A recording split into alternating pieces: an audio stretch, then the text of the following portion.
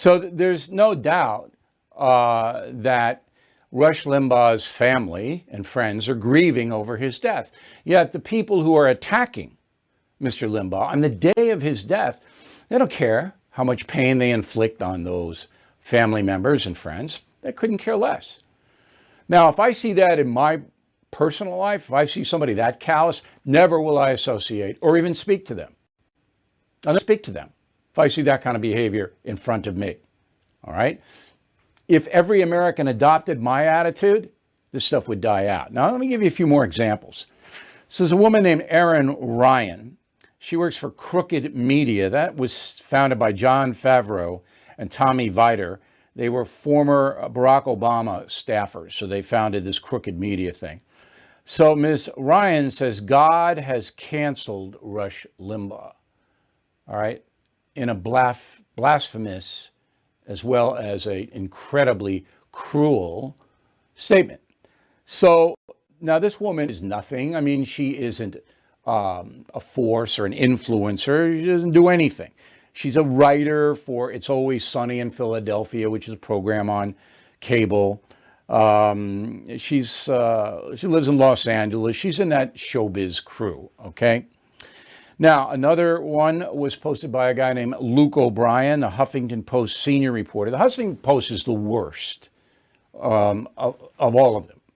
You just don't get worse. Media Matters is a different situation, but if you're just doing commentary, the Huffington Post is the worst. So Luke O'Brien says, racists and fascists are easy to spot today because they're all pouring out for Rush Limbaugh. Okay, so again, he's nothing. He's not going to succeed in his career. He lives in Washington. I mean, he's just a hater. These are just haters. But they get paid by these companies. They pay them to hate. But beyond hate, it's savagery. This is savage behavior, not civilized behavior. You don't try to hurt somebody's family on the day a person dies. You would think that would be anathema, word of the day. That would be, you talk about a canceling offense, to try to hurt somebody's family on the day the person dies. So we looked around to see if there was any right-wing stuff in this area. This is interesting. So Ruth Bader Ginsburg dies, obviously an avowed liberal and a pro-abortion person. And one guy, Doug Collins, Georgia congressperson, one guy went after Ruth Bader Ginsburg, the Supreme Court justice, when she died. Couldn't find anything else. Okay, couldn't find anything else. This is on the right. When Congressman John Lewis died, one guy. Another congressman from Georgia, Tommy Benton, went after him. But all of the other left-wing people who have died, the conservative forces on the day of their death and shortly afterward did not attack them. Now, that's the truth. Now, if I missed something, please send it to me, and I'll absolutely put it on the air. So then the question becomes, if this is just from the far left progressive movement, if all of this hatred is just from them, then why are they embraced by the corporate media? See, that's the key issue here I'm trying to get at. So, we have, if you go to Twitter now, you'll see Rush Limbaugh rot in hell. And it's been up for more than 24 hours. And so if social media is going to protect us from Donald Trump and from other people who've been canceled, but they're going to allow this, so Congress has got to get involved with this. Because this obviously isn't any uniform code. They're knocking people off when they don't like them. All right, here's the exclusive for No Spin News. So the management at CNN, I know this for a fact, told their commentators to tone it down. Don't attack Limbaugh personally yesterday. Okay, don't go after him. Either ignore him, which most of them did, okay, or keep it in bounds. Okay, that's CNN management. Now remember, I've told you time and time again that the CNN people on television, they do what they are told to do. They are ordered to do things every day in which they do, which is why you hear the same language. And we've done those montages. So David Axelrod, who's probably the smartest contributor on CNN, left-wing guy, you know him, Obama counselor. He wrote, quote, "Whether you loved him or hated him, there are very few people in between.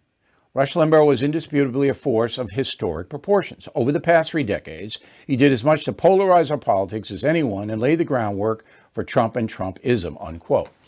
Okay, so that's okay. That's all right. That's not a personal attack. It's not trying to demean him and his family and his friends. And that's Axelrod. All right, now here's Stelter. There are 2 guys on CNN who are just rank haters. All right, Brian Stelter and Jake Tapper. All right, they just hate. Now you would say, well, what about Chris Cuomo? No, he's an ideologue.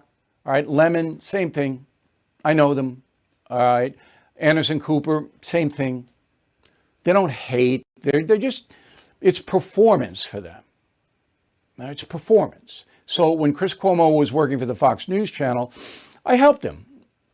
But he was nothing like he is at CNN. Yeah, his whole family's liberal, so he's liberal, but believe me, he wasn't running around Fox News doing what he does now on CNN. He's much better off at CNN because that's where his opinions lie, over there. But Stelter and Tapper, they genuinely hate. They're just dripping with it. Here's Stelter, go.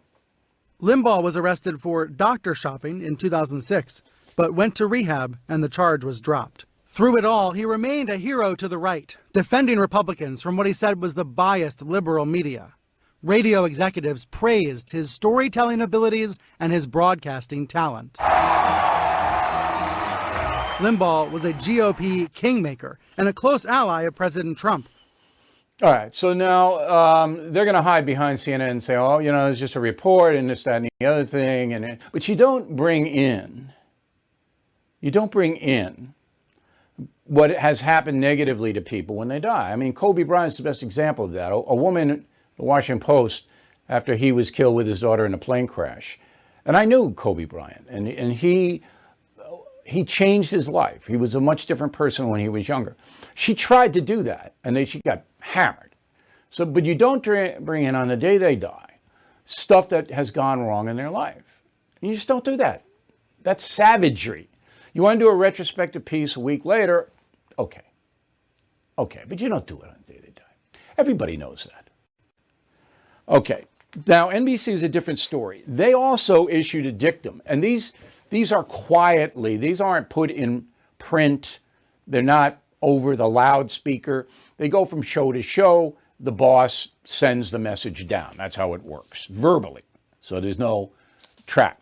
And they said, okay, look, we don't want you to rip up Rush Limbaugh today.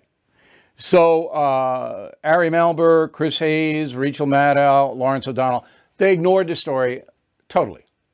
Now, how you can be a news channel and ignore the death of the most important radio figure in American history, I don't know. I didn't do that. They ignored it. They didn't even mention it because they didn't want to say anything bad about him because they would have gotten in trouble with the NBC brass. And then, of course, they want to say good about him. They didn't even report it, didn't even mention it. But one person did, Joy Reid. Now, I don't really pay attention to Miss Reid.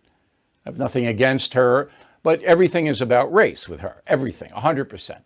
And to me, I just don't live in that world where everything is about race. I don't.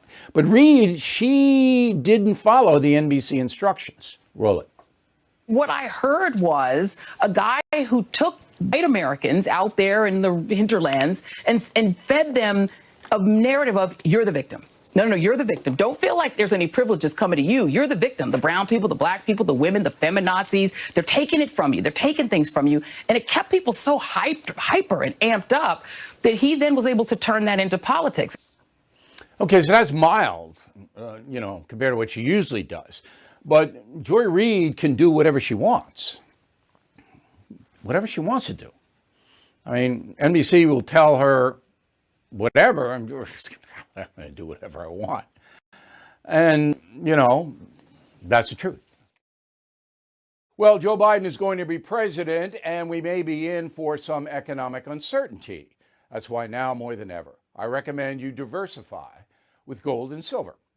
The only company I recommend is American Hartford Gold. So please call them right now and tell them Bill O'Reilly sent you, and they will give you up to $1,500 of free silver on your first order. Now, since I've been recommending American Hartford Gold, gold itself up over 40%, silver up over 60%. So don't wait. Call 866-501-5201. That's 866-501-5201, or text BILL to 65532. Bill O'Reilly here. Thank you for watching this video, and make sure you subscribe to the First TV YouTube page. Just hit the big red subscribe button below, and you'll get clips and highlights of my program, The No Spin News, every single day. We'll see you soon.